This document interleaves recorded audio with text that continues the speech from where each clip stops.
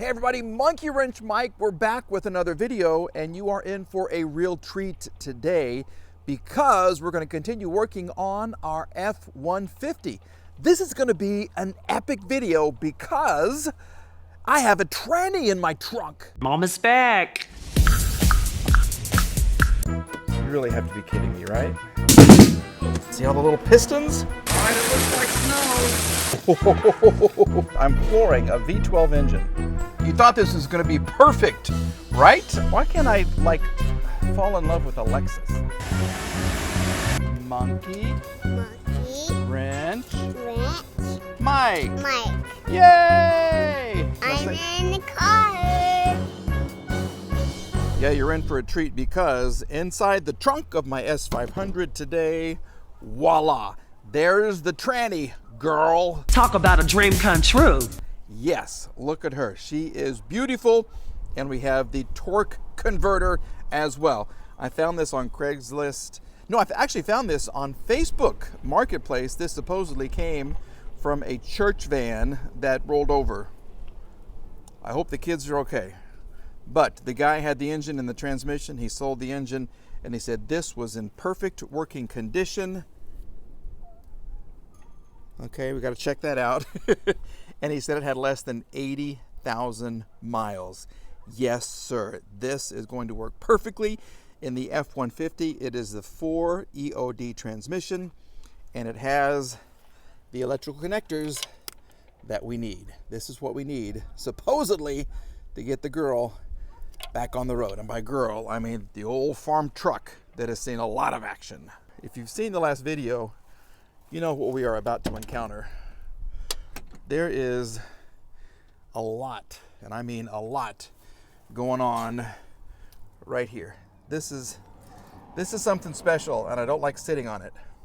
Yeah, if you missed the video, we put the luminol and the little test strips on this, and there's all kinds of things on this seat. All kinds of things in the glove box too, but we gotta man up. We gotta figure out. Oh, I had to touch it. I had to touch the seat. Oh, I need the key. I don't even have the key. All right, well, let's go back and find the key. And then we will see if we can get her in the shop. Where is the key? Okay, it was at this point 3 things happened. 1, the microphone died. I dropped it and failed to put it back together the correct way. 2, Randy showed up. And 3, yep, I found the key inside the house. So we got the car started with the help of Randy's booster pack, and it sounded terrible. And by car, I mean truck. Yeah, this is a truck, the old F-150. I was able to back it out, and then I had to kind of nurse it down the road. She was sputtering, she was coughing, she was not happy at all. All I was trying to do was get her into the shop right there. This is the point where I couldn't even make it up the hill. She died, I would start her again. She would die, I would start her again, and this continued for about 4 or 5 minutes. There's no power. Randy said, I can do this, so he grabbed the key, jumped in, got a running start, made it up the little bitty hill, and on to the ramp. So congratulations to him. He got the car right there on the lift so we could finally get to work on that, the transmission right there. First, the old one had to come out. That required not a lot of work. It was less than a Mercedes, but it was not fun. So there's the transmission that was supposed to be, once again, from an E250 Ford van, 1995. The electrical connectors, I was told, were just the same, especially that one right there. So at this point, we lifted up the car and we started to take off all the pieces we needed to take off to get the transmission out.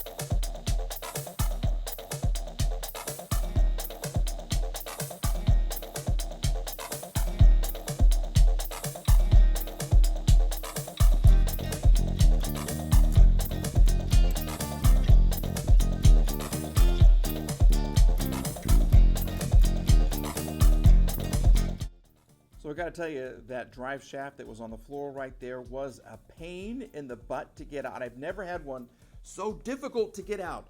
Randy had to get in there with basically a little sledgehammer to get that thing loose, to get it away from the transmission. Mercedes drive shafts just slide right out, not a problem at all. Once we got the back part disconnected, Randy really had to hammer and hammer and hammer to get it off. Then I put a rubber glove over the connector right there because we don't want to spill any transmission fluid, and we started to remove the transmission.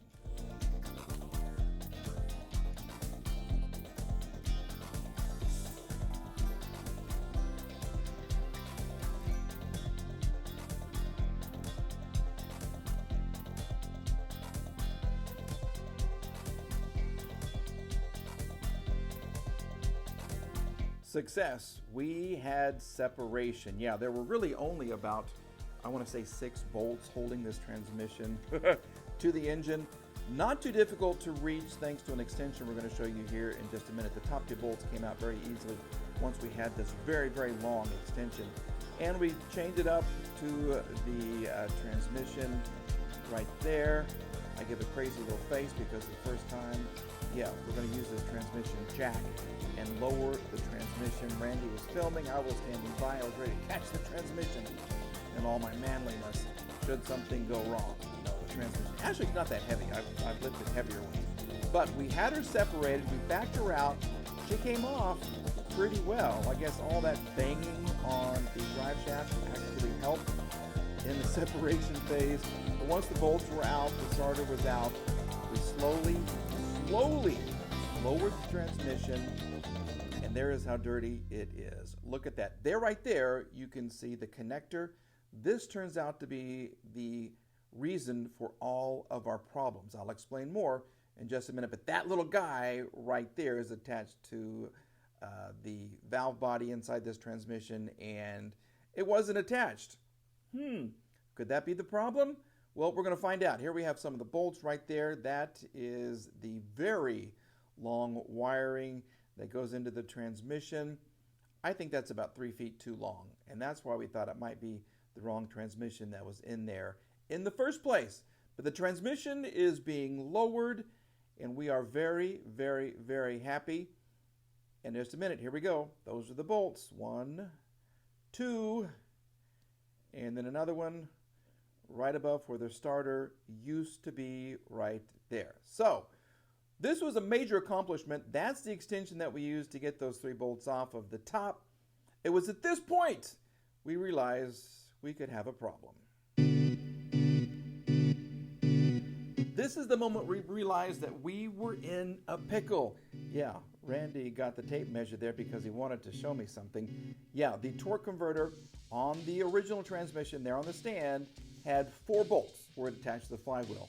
There were 6 bolts on the torque converter from the new to us transmission. And the hole on the plate between the engine and the transmission, 2 different sizes, okay? The hole we're going to show you here in just a second on the original plate that the starter goes through is much, much bigger. Here he is. He's saying, Mike, it's not going to work. See this hole right here? It's much bigger than the hole that came off of the plate for the transmission we're trying to install. So I said, well, let's go check it out. And we're going to show you the problem that we encountered. All right, here is the plate for the new to us transmission, and the holes don't line up. Some of them do, but not all of them do. All of them must match up. And the hole right there on the bottom right for your starter is much, much smaller. It's not going to work. We have a transmission from an E350 Ford van, not an E250, so it is a completely different transmission. I don't know if the guy lied to me on Facebook Marketplace or if he just made an honest mistake. Instead of 350, he said 250. That's the problem that we're having right now. It's the wrong transmission. It's not going to fit. The bolt holes don't line up. The starter won't fit. So, yeah, we are in a pickle. All right, there is the room for the starter in the original transmission, and we'll show you this room for the starter in the new to us transmission. Yeah, completely different sizes. Doesn't fit. Randy's measuring the bolt holes, yeah, to see how much difference there is between. Look at the face. Yeah. This is not going to work. I spent $300 on a transmission with 80,000 miles, expecting to put it in, drive off into the sunset I would go in my new pick-em-up truck. Nope, not going to work. No how, no way. We have to make a big decision. I was ready to burn the whole vehicle right there. That's why I was focusing on the wildfire. I was hoping I could just drive it into a wildfire and get rid of the whole thing.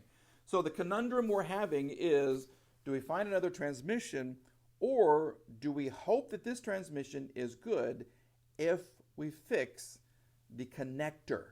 Okay, the connector that I showed you earlier that was broken can be salvaged. All right. One thing we've got to do is to decide if we're going to cut up the wiring harness that came with my transmission that I purchased, or do I just go to the junkyard and find a connector that will fit right there. I can probably sell this transmission that I'm pointing to right here.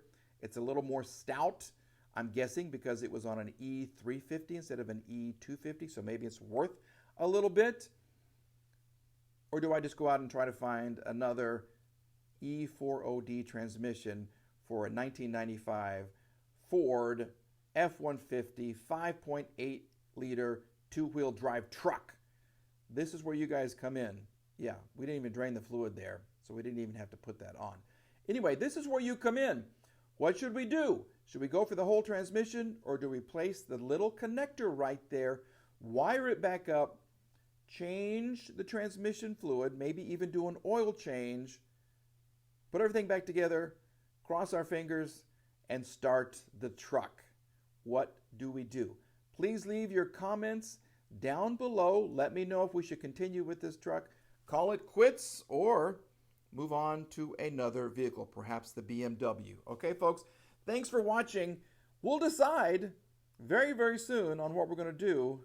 I really do want to get this truck back on the road. I really do. Maybe sell the transmission. Randy, he's going to help me either way. So a big thanks to Randy at AAR, and a big thanks to you for watching these crazy videos. Please like, please subscribe.